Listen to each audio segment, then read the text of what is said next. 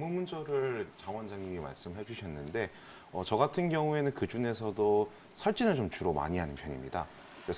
혀를 지칭하는 설이고 진은 이제 관찰할 진자라서 본다는 뜻입니다. 앞에서 말씀하셨던 망문문저 중에서 보는 진단에 속하는 건데 사람의 혀는 우리 몸의 상태를 보여주는 중요한 지표 중에 하나입니다. 혀가 많이 부어 있는 분들 같은 경우에는 소화가 좀 잘 안 되는 분들이 많고 또 혀에 뭔가 측면에 어반이라 해가지고 검은 점들이 딱딱딱 있는 분들이 있으세요. 그럴 경우에는 오래된 병들, 예를 들어서 허리 디스크가 오래됐거나 목 디스크가 오래됐거나 그런 분들 같은 경우에는 이렇게 또 어반이 있는 경우가 있어서 저는 좀 설진을 주로 위주로 좀 진단을 하고 있습니다. 네, 앞서 말해주신 이 맥진에 대해서 먼저 이야기를 나눠보면 좋을 것 같은데 네. 맥진은 어느 부분을 좀 관찰을 하게 되는 건가요? 맥진 같은 경우에는 어느 부위의 맥을 보냐에 따라서 보는 위치가 달라집니다. 크게 그것을 높이로 보는 분파도 있고 우리 손목에 있는 촌관척이라고 해서 각각의 부위 좌측, 우측을 기준으로 해가서 나누는 기법도 있습니다. 저는 주로 동의보감에서 나오는 맥법을 사용하고 있는데요. 동의보감 같은 경우에는 우측 손목에서 손목의 끝단에서부터 폐, 비, 명문, 그다음에 좌측 같은 경우에는 심, 간, 신, 콩판 이렇게 해서 각각의 장부의 상태를 맥으로 보고 있습니다.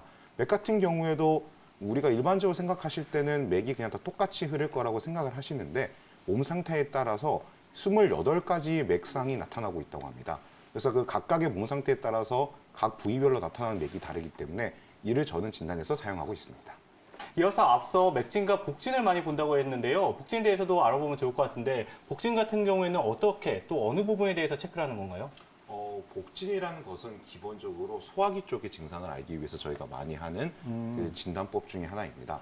복진 같은 경우에는 저희가 검상돌기라고 해서 흔히 여러분들이 아시는 명치라는 부분 있죠.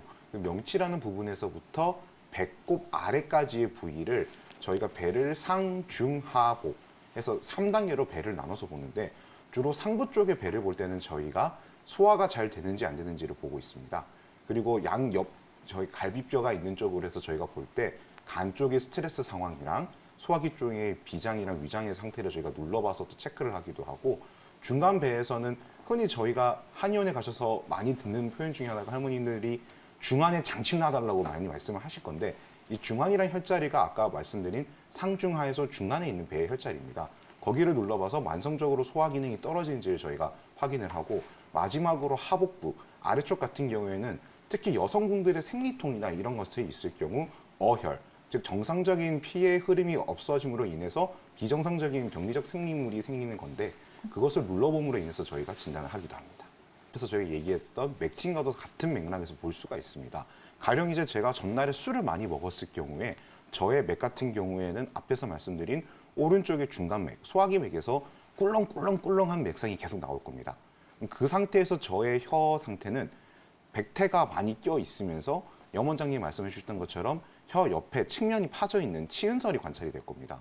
결국 설진과 맥진은 따로 노는 것이 아니라 우리 몸의 정보를 각각의 요소에서 보여주는 것이기 때문에 항상 같은 맥락으로 가고 두 개를 항상 저희는 좀 많이 같이 보고 있는 편입니다. 저 같은 경우는 소화기 환자들을 진단함에 있어서 손에 있는 혈자리를 많이 눌러보면서 진단을 하기도 합니다.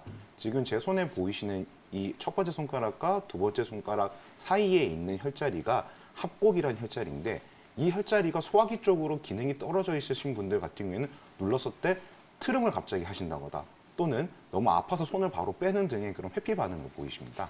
이와 같은 이 혈자리는 수양명 대장경이라는 혈자리에 있는 거고 합곡이 소화기 쪽으로 많이 치료율로도 쓰고 저희가 실제 진단에서도 많이 쓰는데 여기가 소화기 쪽으로 저희가 침 치료나 뜸 치료를 했을 경우에 증상이 개선되고 난 다음에 다시 눌러볼 경우 환자분들이 이제 안 아프다 하는 것을 통해서 또 진단을 하고 있습니다. 김태준 원장님, 그렇다면 한의학에서는 이러한 증상을 어떻게 바라보고 있나요? 한의학에서는 갑상선 기능 항진 같은 경우에는 영병으로 해서 보고 있습니다. 영병이라는 것은 목 주변에 뭔가 종괴나 결절이 커짐으로 인해서 생기는 그런 증상들로서 심리적으로 불안하고 초조하고 체중이 빠지는 증상들이 나타나기 때문에 갑상선 기능 항진증과 비슷한 양태를 보이고 있습니다. 이 중에서 그 발생 원인에 따라서 5가지 O형으로 나눠서 보고 있는데 화면에 보시면은 첫 번째 기형, 혈형, 근형, 유형, 서경으로 해서 5가지 분류가 나오고 있습니다. 이 중에서 기형 같은 경우에는 원기를 많이 상했을 때, 그러니까 기력을 많이 손상했을 때 발생한다고 나오고 있고, 혈형 같은 경우에는 좀 과도한 성생활을 해서 체력이 깎여 있을 때 발생할 가능성이 높다고 나오고 있고, 그다음에 근형 같은 경우에는 스트레스를 많이 받음으로 인해서 감기가 문제가 생겼을 때 발생한다 나오고 있고, 유형 같은 경우에는 스트레스를 많이 받고 소화력이 떨어짐으로 인해서 음식물이 제대로 섭취를 못하고, 앞에서 저희가 갑상선 기능 항진증의 특징 중 하나가 많이 먹고 식욕이 조절이 안 되는데 살이 안 찌는 그런 대사성이 올라가는 그런 양태들이 이와 많이 비슷한 양상을 보이고 있습니다.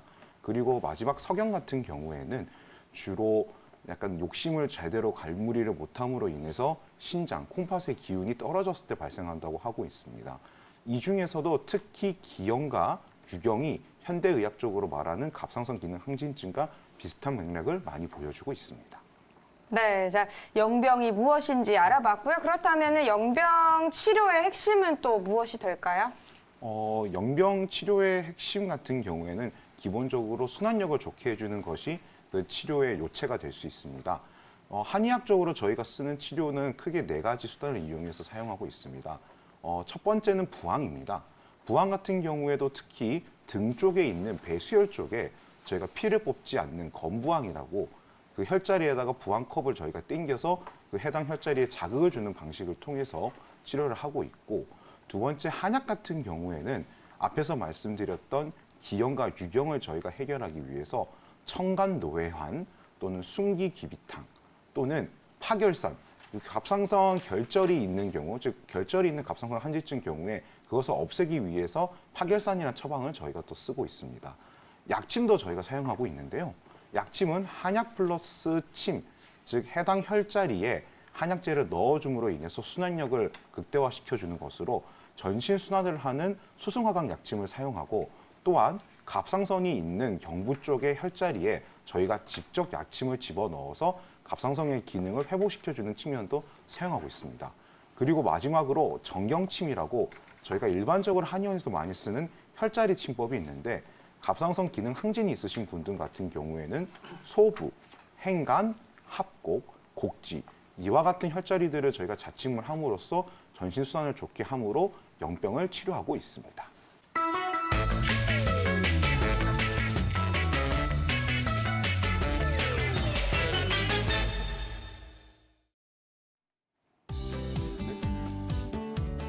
안녕하세요. 건강한의사 꿀팁을 담당한 김태준입니다. 오늘의 저희 꿀팁 주제는 현대인들이 많이 경험하고 있는 숙취입니다. 특히 연말 연시라서 여러 술자리들이 많으셔가지고 숙취를 많이 경험하셨을 건데, 우선 숙취를 저희가 살펴보면 쑥, 묵어 있다는 것이고 취는 취해 있다는 것입니다. 즉 숙취라는 것은 술에 의해서 우리가 꾸준히 계속 뭔가 부작용이 남아있는 상태를 지칭하는 질환으로, 대표적인 증상으로는 머리가 아픈 두통, 그 다음에 머리에 어지러움, 그 다음에 속이 미식거리는 소화기 불편감, 그리고 설사를 하는 등의 양상, 그리고 술을 너무 많이 먹었을 때 전해질 불균형이 있음으로 인해서 발생을 하는 온몸의 기력 저하 등이 있을 수가 있습니다. 숙취에 치료하는 한의학적 강령에 대해서 살펴보면 다음과 같은 3가지 강령이 있습니다. 첫 번째는 한, 두 번째는 토, 세 번째는 하로서, 한 같은 경우에는 땀을 내므로 인해서 숙취를 해소하는 방법입니다. 근데 땀을 내는 것은 술 먹는 당시에는 할 수 있는 것이 아니고 술을 다 먹고 난 다음에 저희가 하는 치료 강령이 됩니다. 토하는 것은 말 그대로 저희가 토하는 것을 이용하는 것으로 술을 많이 먹는 그 당시에 어떻게든 저희가 알코올 섭취를 최대한 줄이기 위해서 토하를 하는 방식을 지칭합니다. 그리고 세 번째는 합법으로서 술을 먹고 난 다음에 이제 소화를 저희가 쭉 시키고 그것을 빨리 배출을 하는 방법으로서 합법이 있습니다. 이 한과 토와 합법은 한의학에서 숙취를 해결할 때 대표적으로 쓰는 치료 강령으로 각각의 침과 약침과 이것들을 통해서 실제로 저희가 구현을 하고 있습니다. 실제적인 한의학적 치료를 다음 슬라이드를 통해서 보시면은 이제 침과 약침과 한약의 사용이 있습니다. 숙취를 침으로 해결한다는 것이 많이 생소하실 수 있는데요. 조구와 풍륜이란 혈자리를 이용한 주상방이라는 침법이 있습니다. 실제로 저희가 술을 많이 취하고 나서 다음날 진료할 때 힘들 때 이와 같은 혈자리에 저희가 자침을 함으로 좀 숙취를 빨리 해결하는 방향을 실행하고 있습니다. 그리고 두 번째는 약침인데요. 결과적으로 술을 빨리 해독하기 위해서는 전신의 순환이 잘 돼야 됩니다. 그렇기 때문에 그 수승화강이라는 치료법을 이용해서 저희가 약침을 씁니다. 상부에 있는 심 1, 2, 3이라는 혈자리와 하부 쪽에 있는 전양이라는 혈자리를 이용해서 해당 혈자리에 황백이랑 치자 그리고 사양 등의 혈자리 약침을 넣으므로 그것을 통해서 저희가 숙취를 해결하고 있고, 세 번째는 한약을 이용한 치료법입니다. 앞에서 말씀드린 한의학의 치료 강령인 한토하에 맞춰서 한약들을 사용하는데, 오령산 같은 경우에는 저희가 물을 술 먹고 난 다음에 물만 먹어도 토를 하는 경우를 많이 사용하고, 대금음자 같은 경우에도 속이 미식거릴 때 저희가 많이 사용을 하고 있습니다.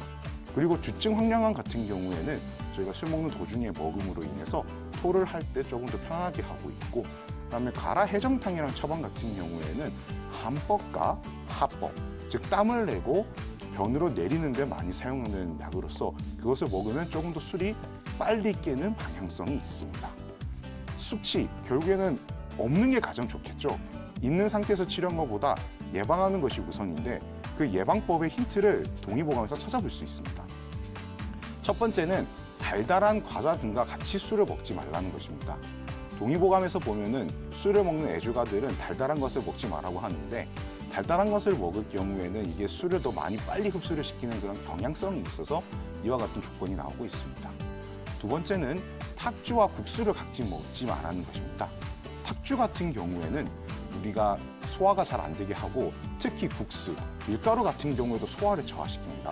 결국 소화를 저하시키는 두 가지가 만났을 때 숙취가 합법으로 빨리 나가지 않고 계속 멈춰있기 때문에 그것을 금지하라고 나와 있습니다. 세 번째 같은 경우에는 음식을 많이 먹은 상태에서 술을 먹지 말라는 건데, 저희가 배불리 고기나 이런 것들을 먹고 술을 먹었을 경우 오히려 소화력이 떨어짐으로 인해서 해독이 떨어지는 경향성이 있습니다. 그렇기 때문에 음식을 많이 먹은 상태에서 술을 먹지 말라는 조건이 나오고, 또한 술을 먹고 난 다음에 성생활을 피하라는 것이 나옵니다. 왜냐하면 술을 먹고 성생활을 할 경우에 그런 흥분 상태가 우리 몸의 혈류를 더 빠르게 돌게 해서 혈행에서 알코올이 더 빨리 퍼지는 효과가 나서 문제가 될 수 있기 때문에 숙취 예방으로서 제시하고 있습니다. 그리고 이 마지막 조건이 가장 중요한 것 같은데, 숙취가 있으신 분들 같은 경우 술을 먹는 양을 조절을 하고 숙취를 예방하기 위해서 술 먹기 전에 한약을 먹는 것을 추천하고 있습니다.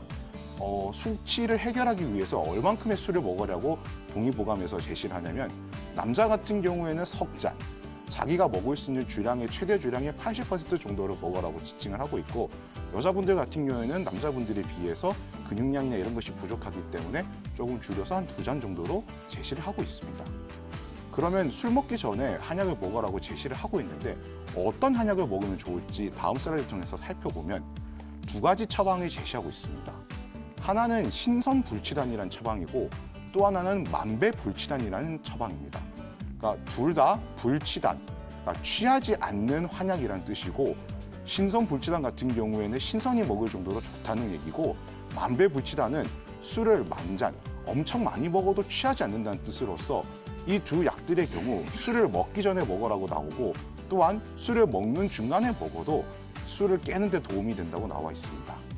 숙취, 좋은 술자리를 망치는 아마 약간 해악 같은 존재인데, 이를 해결하기 위해서 다음과 같은 수칙들을 지키면 그 술자리에서 부담 없이 저희가 즐거운 사회적 교류를 할 수 있을 것으로 생각됩니다. 이상 건강한의사 김태준이었습니다.